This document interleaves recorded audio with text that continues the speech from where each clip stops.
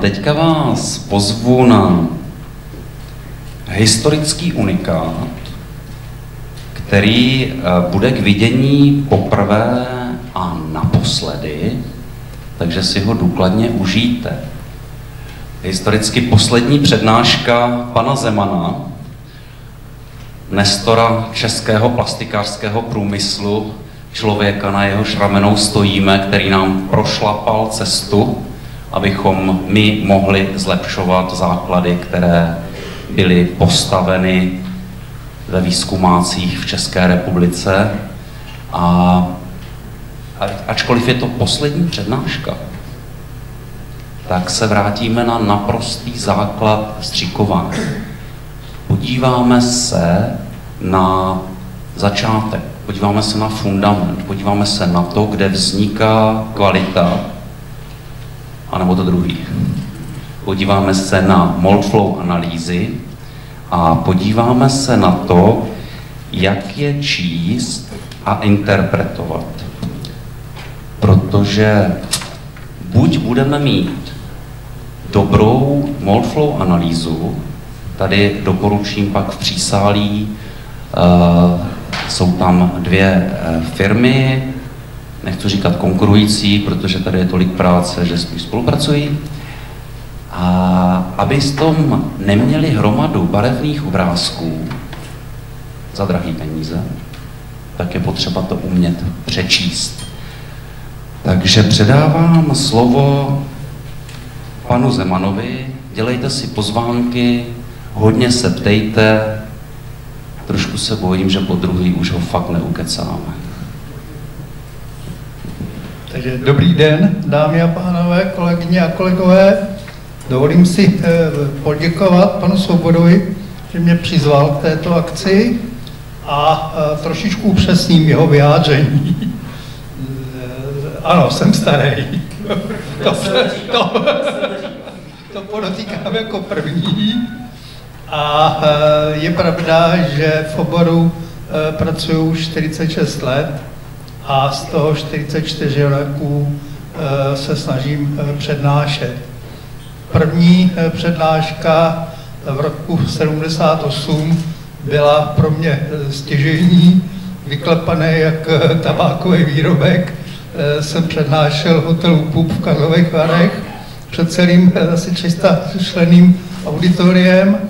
No a řekl jsem si tenkrát, protože tam byl ještě se mnou člověk, který v té době, když já jsem začínal, tak platil za velkého rétora přednáškového, nějaký pan František Blabolil, v té době špička. On měl výhodu, že měl rodinu na druhé straně čáry od Mariánských Lázní, takže měl přístup k literatuře a z toho teda tvořil pro nás velmi příznivé přednášky a velmi obsažné. No a já jsem si před určitou dobou uvědomil, že bych nechtěl dopadnout tak jako on, kdy on už potom posléze, jak stárl, tak opravdu byl hoden svého jména a trošičku blábolil, takže nechci dopadnout jako on, proto předesílám, že to je s největší pravděpodobností poslední veřejná přednáška, budu dál chodit školit a podobné věci, řešit problémy, pokud mě ještě to blábolení nepřepadne úplně, ale takto veřejně bych asi vystupoval naposledy. Budu se věnovat simulačním výpočtům.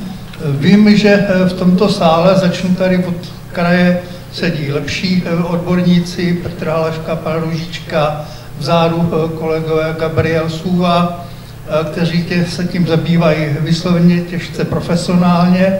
Já jako poučený laik si zkusím interpretovat některé výsledky, protože se setkávám s tím, že když řeším nějaký problém a vyžádám teda simulační výpočet, ať už od kohokoliv, tak se hrabe v šuplíkách, najdou se nějaký krásný barevný obrázky, který tam někdo zastrčil, protože to musí být. Jo, automobilový průmysl to vyžaduje, no ale většinou ta historie skončila v tom šuplíku.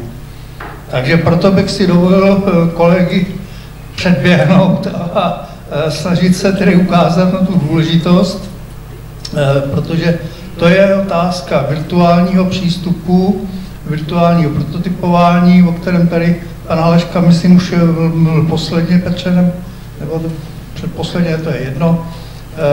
Je to otázka dokonalé přípravy výroby formy, respektive výstřiku a formy, protože všichni víme, že blbě navržený výstřik nezachrání ani dobře udělaná forma. Výsledek bude vždycky blbý výstřik, ať chceme nebo nechceme, ať říká, kdo chce, co chce. Teorie této přednášky je ve sborníku, je tam uveden i jeden příklad a strana 50, děkuji za nápovědu. A tak já jsem se tady snažil se dostat k nějakým příkladům a na nich ukázat tu možnost využití těch dat z těch simulačních výpočtů. Tady jenom některé simulační programy, které jsou u nás v republice používány. Já jsem ještě ten, který pracoval, když jsem kreslil formy tímto způsobem. Týká se ta simulace, týká se zejména analyzování tvarové rutiny a temperačního systému formy, to znamená toho nejdůležitějšího, který tvoří tu formu formou. Samozřejmě před všem musíme předřadit systém nebo analýzu zaformovatelnosti, kdy stanovíme dělící roviny, tvární tvárnici, úkosy, umístění vyhazovačů, typy vtokových ústí, jejich počet, umístění a tak dále. To musí samozřejmě předcházet tomu, protože to je to myšlenkové gro, který ten konstruktér do toho dílu, respektive do té formy vložil. Simulační výpočty jsou dynamický systém, které vycházejí z PVT diagramu, se znalostí teplotních a tlakových profilů. Nechci tady, říkám, to zabíhat do podrobností, protože na to nemáme ani čas. Víte, udělal jsem tady takový krátký soupis možností, které ty simulační výpočty z pohledu variací střikování nabízejí. A pojďme, co je nejdůležitější, každý simulační výpočet je tak přesný, jak přesná jsou vstupní data. Jo, vždycky, když použijeme nějaký ekvivalent, tak jsme někde trošku mimo, takže tady vidíte data, která jsou součástí toho zadání pro ten konkrétní materiál. Přičemž si, prosím vás, musíme uvědomit jednu důležitou věc.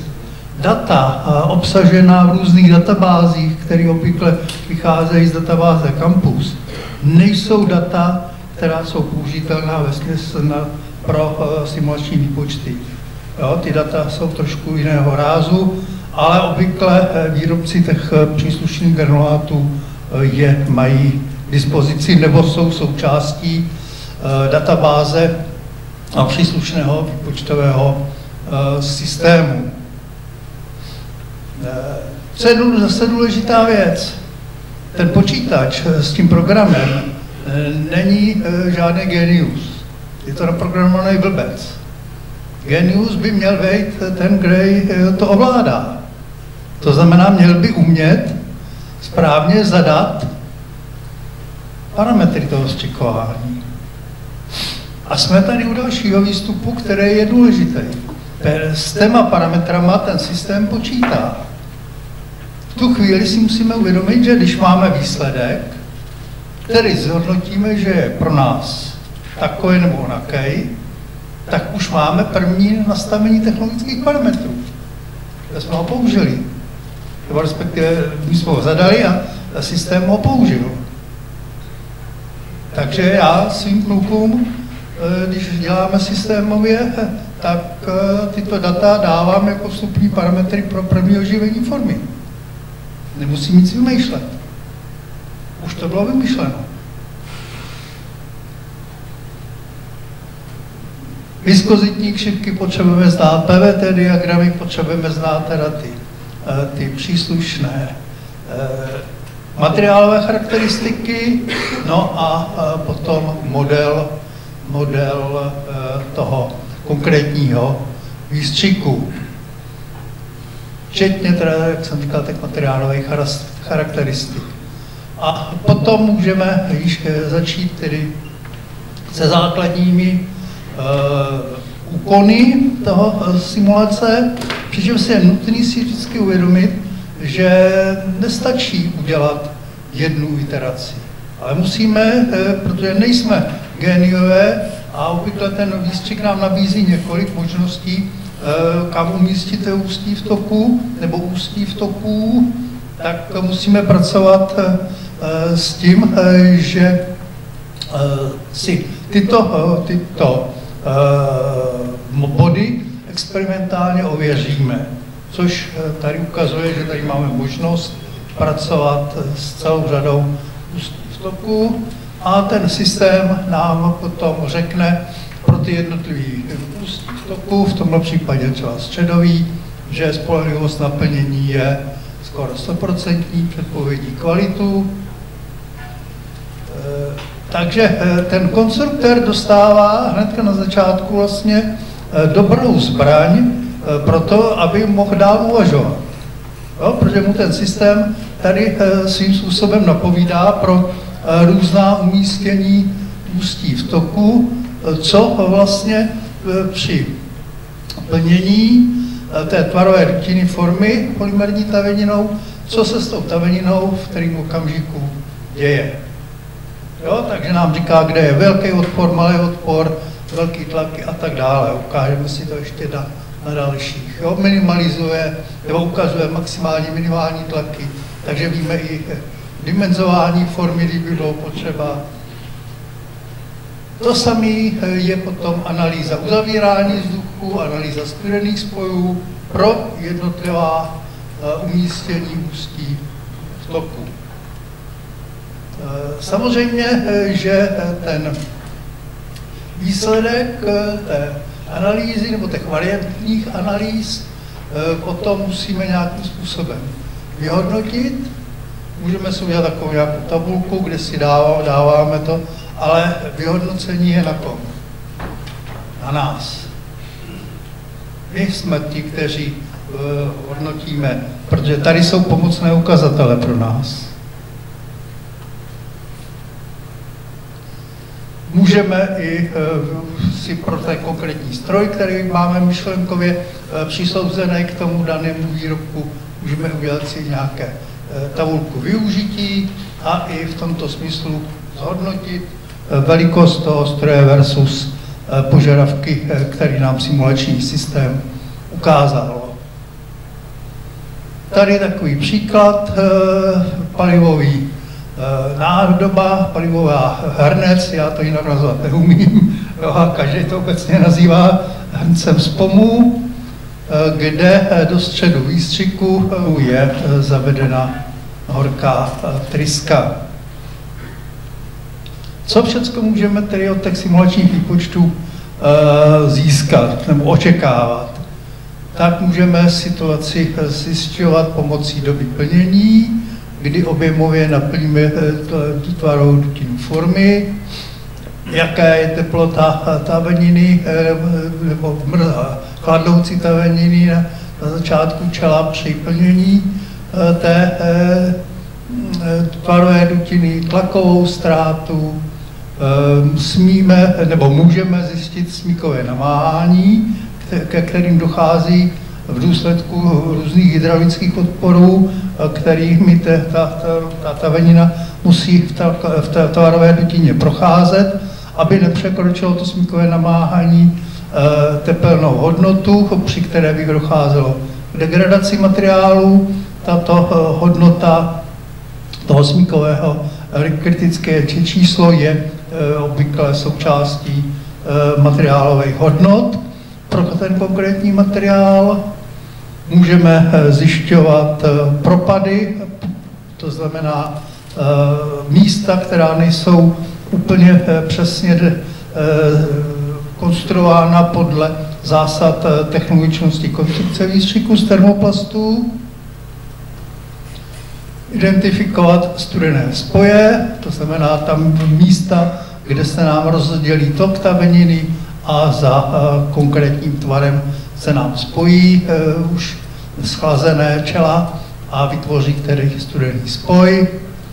Uzavírání vzduchu, to znamená definice nutnosti odvzdušňovacích kanálů, v kterém místě nám nejčastěji, nebo kde nám začne tuhnout materiál a účet doby vyhození výstřiku z formy. To byly ty základní věci a teďka k tomu přistupuje už ta konstrukční i nadstavba, kdy tohleto předtím, co jsme dělali, můžeme dělat na nějakém obecným chladicím systému, který potom, když máme dokonstruovanou formu, můžeme už doplnit o konkrétní chladicí systém s příslušnými kanály, s příslušnými rozvětveními do jednotlivých temperačních okruhů a do čelistí, do pevné části formy a už můžeme tedy počítat s tím, že i různé ty kanály jsou v různých typech materiálů, to znamená, že mají různé součinitele vedení tepla, s kterými si ten systém, pokud máme to zadání, dokáže výpočetně a simulačně poradit. Takže jsme schopni zjišťovat rozdíly teplot nastupu výstupu, kde příliš vysoký rozdíl nám ukazuje, že ten systém asi není dobře navržený. Můžeme zjišťovat tlakové ztráty, aby jsme věděli, že náš temperační systém, který dává takovou a takovou výtlačnou výšku, bude schopen protlačit tou příslušnou rychlostí, která nám potom bude realizovat turbulentní proudění v těch jednotlivých kanálech, které samozřejmě má daleko lepší přestup tepla než laminární proudění. Můžeme tedy, jak jsem už předeslal, brát kanály v ocelových slitinách 1,2343, který má teplný takovýto, nebo v nějakých vysoce teplotně vodivých slitinách, které mají podstatně větší tepelné toky a tím pádem můžeme tady si naprojektovat nebo nasimulovat odvod tepla příslušných míst toho výstřiku. Deformace celková, to znamená i včetně smrštění, můžeme tady vidět, potom porovnávat ty hodnoty s nejenom 3D měřením, ale samozřejmě i s požadovanými kvalitativními parametry uvedenými na výstřiku, na výkresu daného výstřiku. To samé můžeme v různých směrech hodnotit v těch deformačních analýzách nebo z těch deformačních analýz. Můžeme se podívat i na konstrukci formy z pohledu její tuhosti, deformovatelnosti, zejména ve vztahu k vložkám, které v mnoha případech jsme nuceni místa, která jsou zákaznická, to znamená jsou připojovací rozměry a podobně, jsme nuceni vložkovat, což na počátku samozřejmě u formy přijde o něco dráž, ale ve svém výsledku se to ukáže jako velmi produktivní metodika toho vložkování, protože nám umožní v případě, že se ne vždycky trefíme se smrštěním do daného místa, tak můžeme poměrně snadnou částí vyhodit tu vložku a přesunout ji do ten otvor nebo nějaký tvarový projekt do jiného místa. Já když jsem začínal, tak jsme konstruovali formy ještě jako skládačky. Žádný vyskřování nebylo, nic, takže zámky, skládalo se to všecko.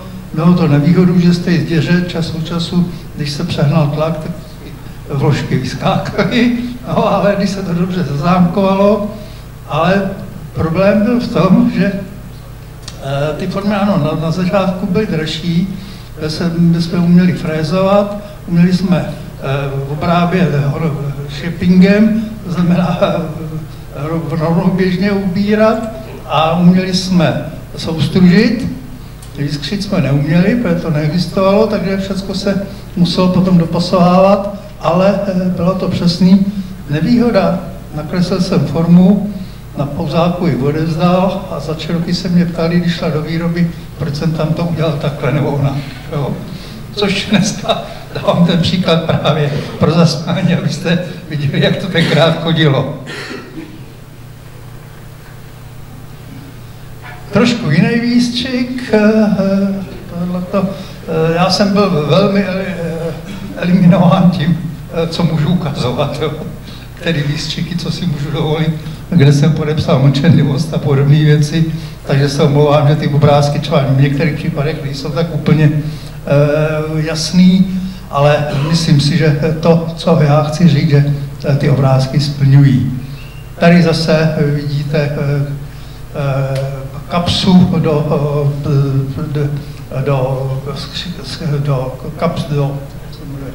do šuplíku do přístrojové desky. Tohle je, myslím, ENIAC, ale to je jedno. Tak vidíte systém plnění, který můžeme nasimulovat v různých časech, kam nám nateče ta tavenina. Můžeme identifikovat studené spoje, můžeme identifikovat místa, kde se nám bude uzavírat vzduch a kde budeme muset dělat odzdušnění, o kterém tady bude, myslím, zítra přednáška, tak nechci tady předbíhat. Můžeme stanovit objem výstřiku, maximální tlak, takže z toho můžeme usuzovat i potom na otázku velikosti vstřikovacího stroje, jeho kapacity.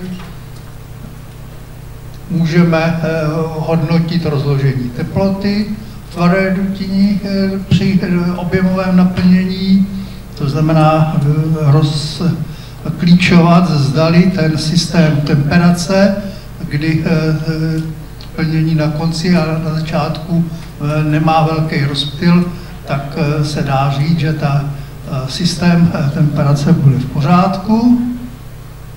Určit uzavírací sílu pomocí tlakové analýzy. Můžeme zjistit, kdy nám, nebo jak dlouho z pohledu krystalnity a z pohledu zamrzání toku dlouho musíme chladit, v tomto případě ochlazovat. Jsou 2 pojmy, chlazení a ochlazování. Chlazení je pojem, který začíná v okamžiku výstřiku a končí při vyhození vlastně výstřiku, a ochlazování je čas chlazení bez dotlaku, to znamená bez dotlakové fáze, bez plnící fáze.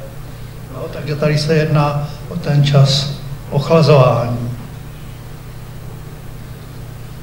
Můžeme, jak už jsem hovořil u toho předešlého dílu, se zabývat tou smykovou rychlostí, kde zase pro konkrétní materiál, polypropylen 20 nebo nějaký procento EPDM kaučuku, 20% minerálního plniva, maximální smyková hodnota rychlosti je 100 a vidíte, že v celém tom objemu jsme nikde nepřekročili tu hodnotu. Můžeme se zabývat i průběhem teploty přes tloušťku stěny, kde tady zřejmě vidíte, že pokud by tohleto nebyla horká tryska, ale byl to studený kanál, takže bychom byli tady v problémech z hlediska času chlazení. Lunkry, uzavírání vzduchu, volná místa, to všecko je možno na těch simulačních výpočtech vyčíst. Objemové smrštění, to je důležitá hodnota i vizuálně. Vidíme z té škály, v kterých místech se nám objemově ukazuje to smrštění, to znamená, zase to jsou ty kritická místa z pohledu možných výsledných deformací výstřiku. Temperační systém, zase napojení různých okruhů, systémy jsou zapojeny standardně paralelně, jsou materiálově definovány tím tepelným tokem, takže zase ten systém může nám určit odvody tepla z různých lokálních míst a můžeme i tím potom zjišťovat následně, pokud se ukáže, že tam v těch daných místech je nějaká deformace, jestli si tím samostatným okruhem pomůžeme při zvednutí jeho teploty, o snížení jeho teploty, kdy ovlivňujeme smrštění. Víte, že čím je větší teplota formy, tím je větší smrštění, tak jsme schopni si nasimulovat i potom tu deformaci a říct, ano, je to cesta, kterou bychom se měli vydat, abychom tu deformaci, pokud možno technologickým způsobem, odstranili. Potom můžeme simulovat celkové smrštění, samozřejmě vždycky ve větším měřítku, protože není to realistická hodnota z hlediska zobrazení, potom deformace v jednotlivých osách. A následně tady teďka pár takových obrázků, které nám třeba u horkového systému ukazují možnost nebo výhodu použití těch různých systémů horkých, které neznají jenom zavřeno, otevřeno z hlediska jeho závěru, ale znají mezipolohy, případně i rychlosti otevírání a zavírání jel, což má výrazný vliv na smíkové namáhání při toku té polymerní tavenitou tryskou a ústím jeho v toku a samozřejmě na tvorbu takových stop ústí v toku těch horkých kaskádových systémů. Tam v tomhle okamžiku potom ty kaskádové systémy s jehlou vlastně mohou působit jako technologické zařízení, který nám reguluje rychlost i tlaky. Takže tady máme vlastně stroj jako dopravovač staveniny a tu technologickou část přebírá na deformě ten horký rozvod, respektive kaskádový rozvod s jehlovým závěry trysek. U jiného výrobku, který dělá kryt na tento předešlej, je zase systém žebrování, který zároveň stužuje ten díl, ale na té vzhledové ploše samozřejmě ty žebírka nesmí vidět býti jako propadlá místa nebo se změnou nějakého odstínu, lesku a tak dále. Takže můžeme sledovat zase otázku pro průchodu teploty přes ten díl, rozložení tlaku, tlaková odezva, vidíme, že je tady na konci do tlakové fázy rozdělena celkem příznivě, souměrně, rovnoměrně, takže by deformace z nějakých hnání do tlakové fáze neměla být výrazná. Důležitý je ta analýza právě u takových tlouštěch stěn, jak ty tloušťky stěny jsou relativně malé oproti té základní tloušťce stěny toho krytu, tak je to otázka jejich naplnění a hlediska jejich odzvzdušnění, jo, abychom je dokázali vykopírovat. Rozložení teploty na pohyblivých částech formy, to je složitá záležitost, protože čelisti a všechny tyhle ty mechanismy v každém místě formy jsme měli stejnou teplotu. Jo? Z pohledu smrštění a všech deformačních charakteristik.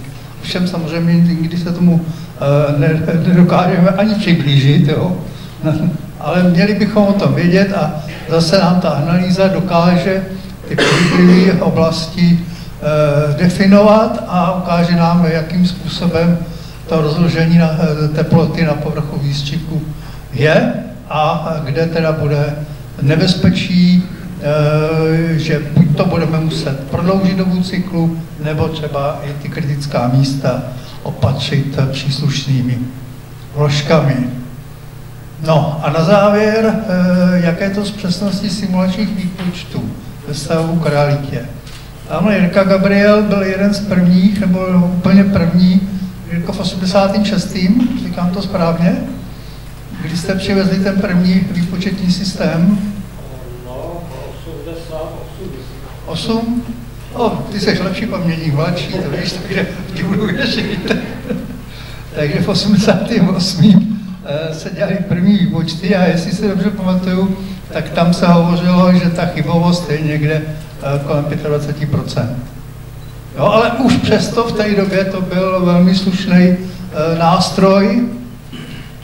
V dnešní době vlastně ta chybovost podle zase typu výpočtu, což tady ukazuje obrázek, simulace reál, jak vidíte v různých časech plnění, a potom obrázky, které ukazují červeně simulace, černě experimentální hodnoty, takže víceméně se může hovořit o tom, že to, co jsem vám tady ukazoval, je skutečně vizuálně realistické zobrazení toho, co nás bude při tvorbě té formy a technologie vstřikování čekat. Takže interpretace výsledků simulačních výpočtů v běhu skončila z mého pohledu. Děkuji vám za pozornost, přeji vám, ať se vám daří a jak jsem tady napsal, bez turbulencí a simulací. Děkuji vám za pozornost.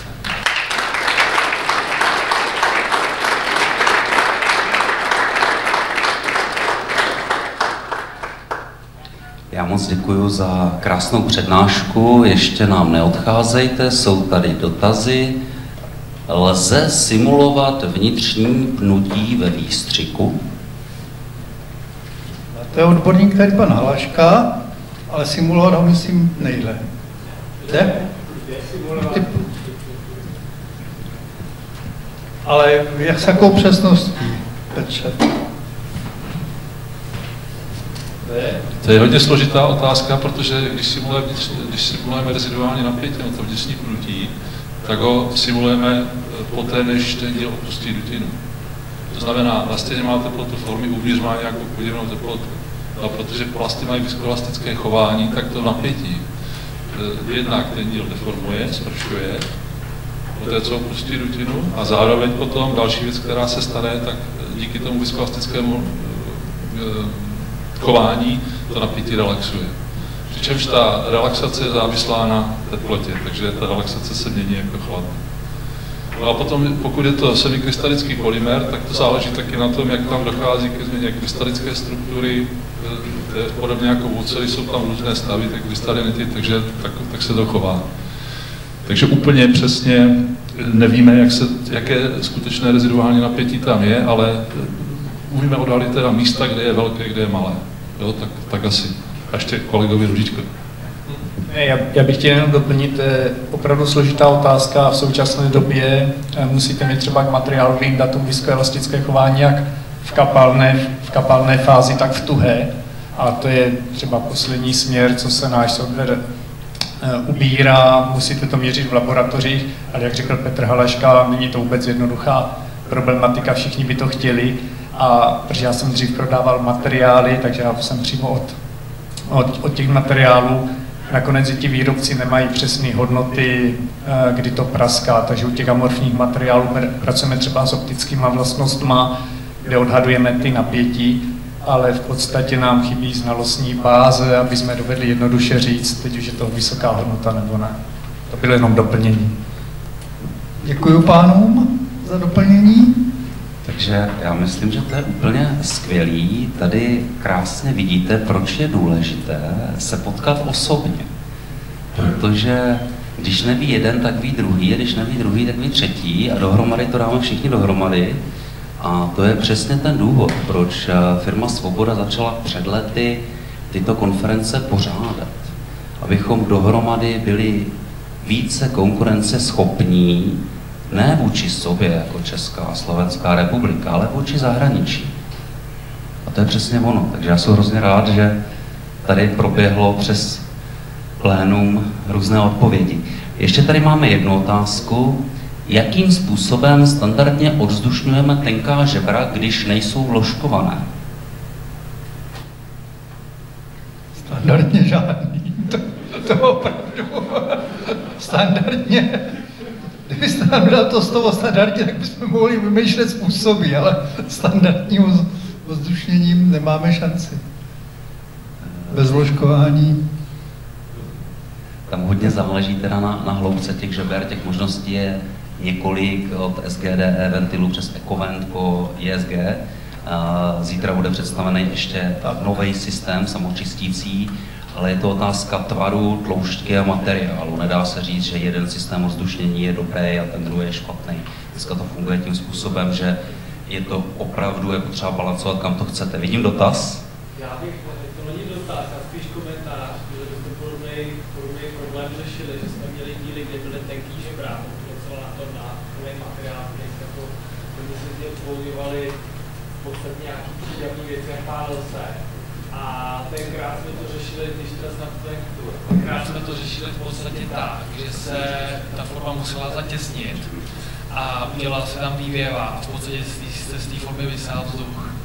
Takže řešení to má, neměli jsme vlastně, nesměli jsme zasáhnout vlastně do tvaru, nesměli jsme mít nikde stopu podělení, nesměla být nikde žádná vložka. A to byl jediný způsob, jak prostě úplně bezproblémově tyhle všechny problémy vyřešit. Jednoduchá vývěva, pipetová nějaká trubice, napojili jsme to na vzduch, tlakový vzduch, ten nám vysál vzduch z formy, kterou jsme teda museli zatěsnit, což taky nebyl žádný zásadní voříšek, ale volili jsme tohle řešení jako komentář. Ano, tohleto vakuování se nabízí to už i standardně firma Cecho, pomocí nikoliv teda pomocí vakuování, pomocí vývěvy, ale pomocí venturových trubic, aby tam nemuseli mít teda nějaký pohon. To jsem bral jako, že vy, kolegové a kolegyně, to znáte, jo? Takže jsem se zamýšlel nad něčím opravdu mimo tyto oblasti, to znamená vložkování, případně vakuování. To zase ze svého dlouhého profesního života jsme to už dělali v roce 76 na formách pro lisování reaktoplastů.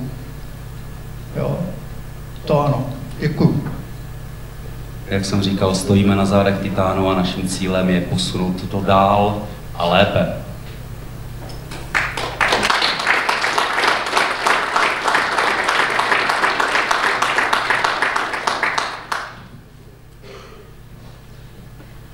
Do toho.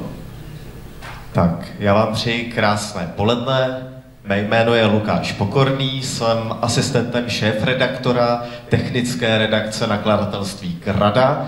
No a nejsem tady čistě náhodou, jsem tady proto, abych vám představil knížku nebo uvedl ji tady do toho pomyslného života, kterou právě napsal tady zde přítomný pan Zeman. Já na ten úvod ale samozřejmě ještě musím říct, protože to patří k těmhletěm křtům, že nakladatelství Grada můžete znát už 30 let a poslední dobou nás můžete znát spíš z oblasti beletrie. To naše logo se objevuje úplně v jiném kontextu, než v jakém se ukáže teď. Jsem rád, že ta naše technická redakce stále drží se toho a vydává vysoce odborné knihy.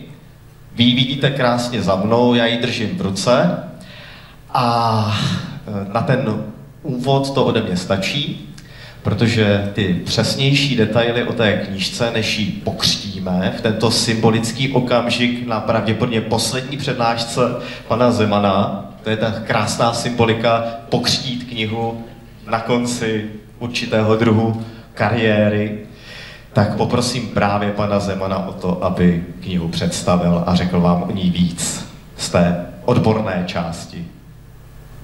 Děkuji za představení od pana Pokorného. Takhle, kniha už je venku nějaký čas, takže nebudu říkat její obsah, protože to, kdo chtěl, tak se do něj podíval, kdo nechtěl, tak samozřejmě se nepodíval. Jak tady vidíte na tom obrázku, snažil jsem se v době nebo v čase 2009 až do dnešního dne napsat něco, co by bylo pro vás i pro mě takovým shrnutím té plastikařiny od A do Z. Trošku na přeskáčku, není v tom úplně i systém, to souhlasím, potřebovalo by to učesat, ale vznikalo to tak, jak to spontánně vznikalo, jak jsem ty problémy viděl a snažil jsem se s malou částí teorie tam dát víc té technologické a jiné praxe, protože za svůj život jsem řešil a doufám, že ještě řešit budu celou řadu problémů, vás i svých, a to by mělo být odrazem toho povídání, který jsem se snažil vtělit do 3 knížek, přišlo až 2, tedy modrá, červená, když to zjednoduším, vyšly právě v nakladatelství Grada Publishing. Takže pokud máte pocit, prosím vás, není to čtení, že byste si to dali k posteli a vždycky večer si přečetli kapitolu. Je to jenom čtení tehdy, když máte nějaký problém, takže zkuste si ten problém třeba tam najít. Jo? Možná, že ho tam najdete, možná, že ne, že něco vás bude inspirovat. Pokud nenajdete, pište, mláťte mě, možná ze mě něco vymlátíte, ale nevím jak.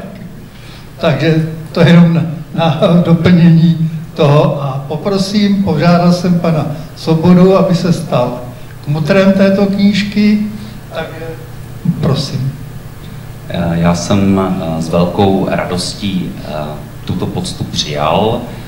My s panem Zemanem za firmu Svoboda spolupracujeme už dlouho a jsme hrdým partnerem těchto knížek, protože jsme přesvědčeni, že znalosti jsou to, co dneska odlišuje dobrou firmu od firmy, která se blíží konci životního cyklu.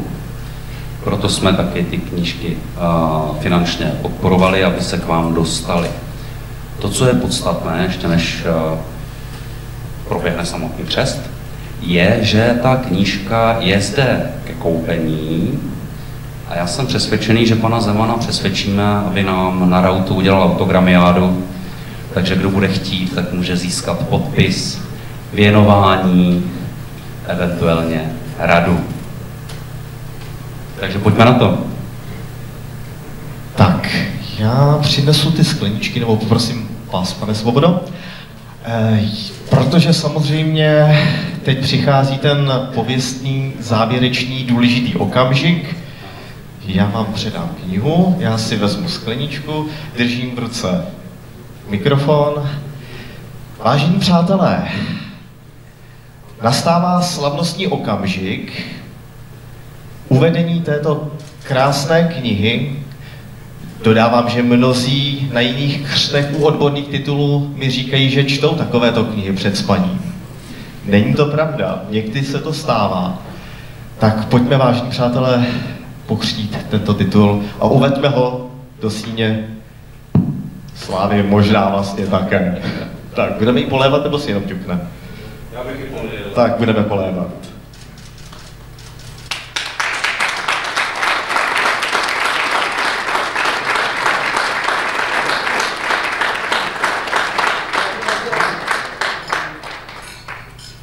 Takže na zdraví, jak vám slouží. Já vám děkuji. Děkuji oběma pánům. Popřeju vám dobrou chuť, protože myslím, že teď nastává moment oběda, jestli se nemýlím. A samozřejmě knížku tady mám k dispozici, můžete si ji tady u mě v předsálí koupit se slevou, dodávám, to je poměrně důležitá informace. a bude tady k dispozici a se mnou pouze jenom dnes. To je také důležité říct, že na konci dnešního dne bohužel už ta možnost úplně tak jednoduchá nebude. Samozřejmě budete si moct pořídit u nás na webu nebo tady možná přes pana Svobodu, ale dnes tady na konferenci fyzicky pouze jenom teda během dnešního.